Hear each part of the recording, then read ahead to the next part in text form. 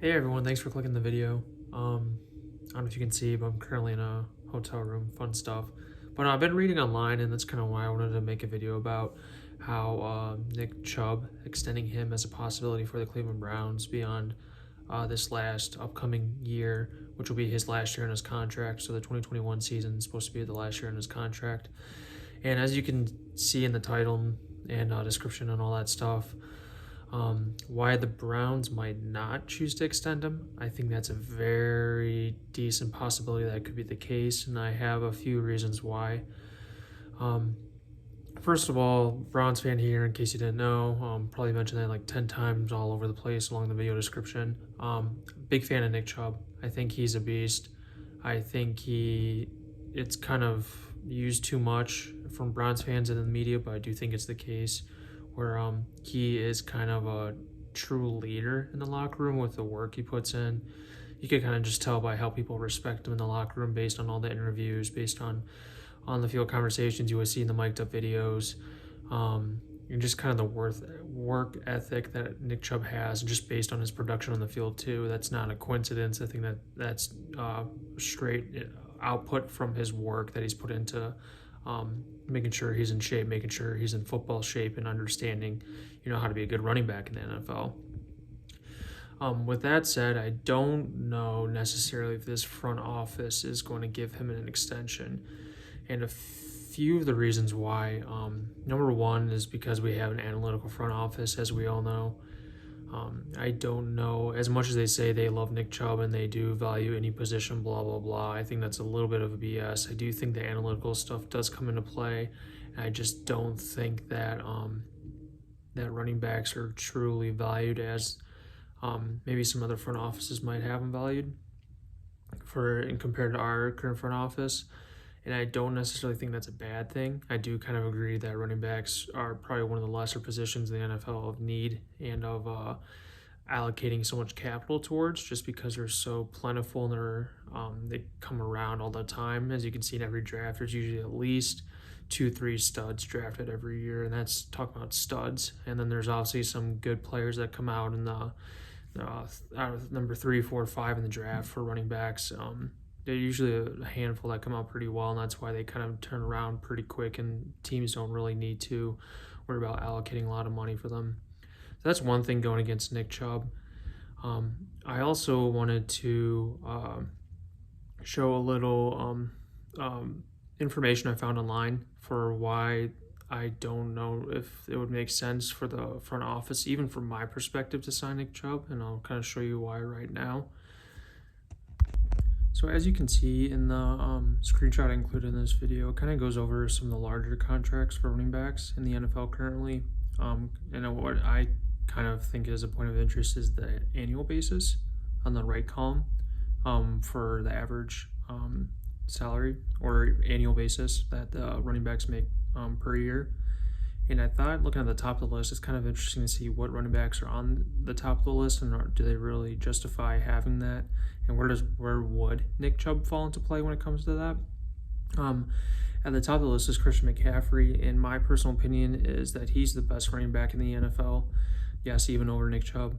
I don't think that's a question, just because his versatility. I think he's a beast running, obviously running the ball. He's a beast catching the ball, however, and there's so many different play designs you could have with him. He's just a utility guy that can be used all over the field, and it's really unpredictable with what play the Panthers could run with him, and just that versatility that he has with being a top level talent at all the different aspects of those different versatility skill sets just makes him one of the best in the league, and I think there's absolutely no question about that, and that's why I think he's the best running back in the league.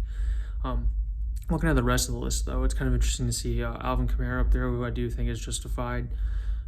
He is a good running back, obviously with the Saints. I thought he's a big part of the reason why they've had success in the last few years. Ezekiel Elliott's been up and down. He's been kind of one of those larger contracts that got big news back in the day when that happened. I just don't know if it's justified now. David Johnson's old and should just retire, point blank. Dalvin Cook is really good. In my mind, he's probably the closest comparable running back to what Nick Chubb's skill sets are and kind of who Nick Chubb is. I would say they're kind of a 1A, 1B talent level when it comes to those two running backs. Not saying they're the best, but when you would match them together, I would say they're probably pretty well evened. You could argue different skill sets for one over the other, depending on what you want to look for in a running back. So I think that's a good comp to say, like, I don't know, what he would make, I guess, or kind of like what kind of player Nick Chubb is. So it's kind of an interesting perspective to see how much he's making per year, and kind of the skill set he has and how it kind of matches with Nick Chubb as well. And then you have Derrick Henry, you have Joe Mixon, and what's interesting, well, by the way, those two are really good running backs. So as you can see in the top of the list, it's kind of mixed with good and bad. So I don't know if that really says too much with that. Like I said, Dalvin Cook is, in my opinion, the closest comp when it comes to a running back of skill set and talent compared to Nick Chubb. What is interesting, however, though, is if you look at the list, and number 12 is currently Kareem Hunt, and that is with the new contract extension he has. And that is probably one of the bigger reasons why I don't know if it would make sense for the Browns front office, especially from their mentality, to re-sign Nick Chubb with that contract extension, just due to the fact that we already have one other running back towards the top half of the league when it comes to average running back salaries. I think that's a very rare thing, especially from like I said, an analytical front office that historically doesn't really treat running backs that well, to have two running backs potentially in the top of that list. I just don't see that happening, and it could be a situation where with the 2 years left, and obviously Nick Chubb has this 1 year, and then you'll have the contract extension if they give him one after that this upcoming season.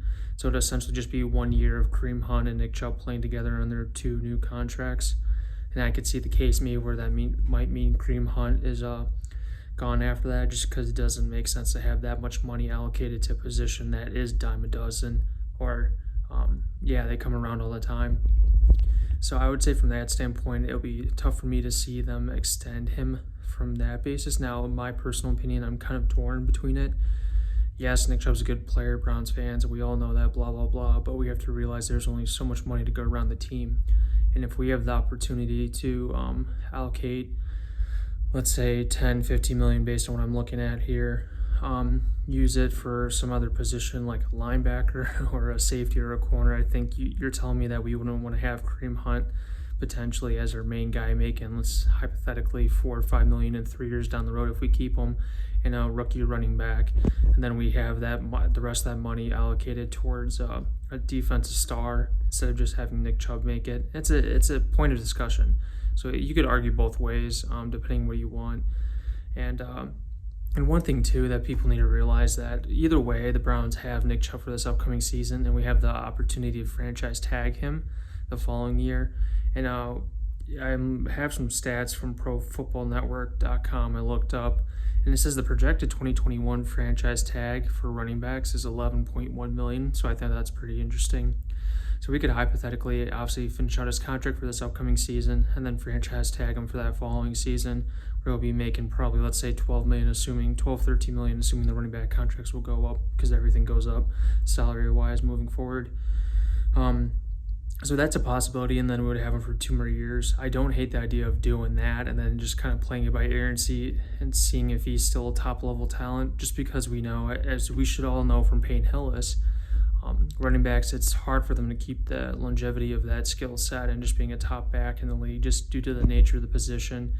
And unfortunately, like I said, that they're kind of a dime a dozen, and all the running backs come around in the draft anyways that end up being beasts. I mean, Harris from Alabama, they just come left and right, these talented, crazy backs. So I don't know.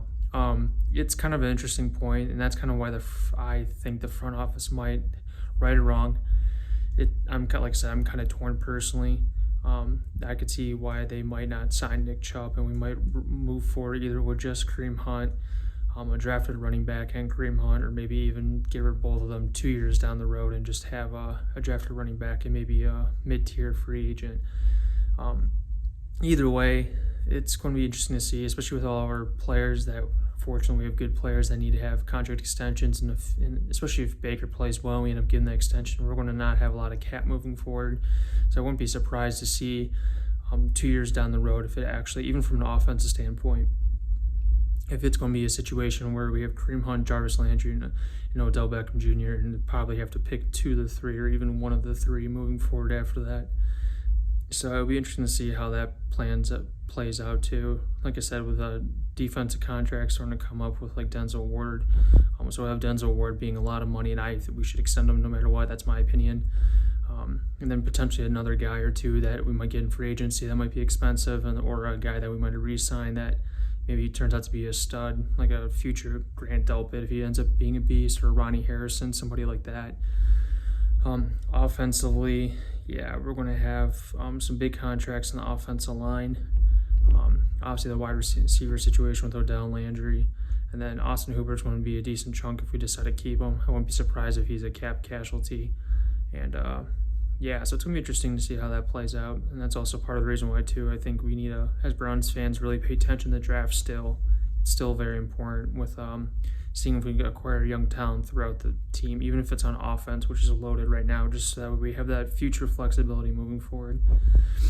But yeah, thank you for watching, guys. I just want to give my quick thoughts on the idea of Nick Chubb getting extended and where I think the Browns might be thinking on that.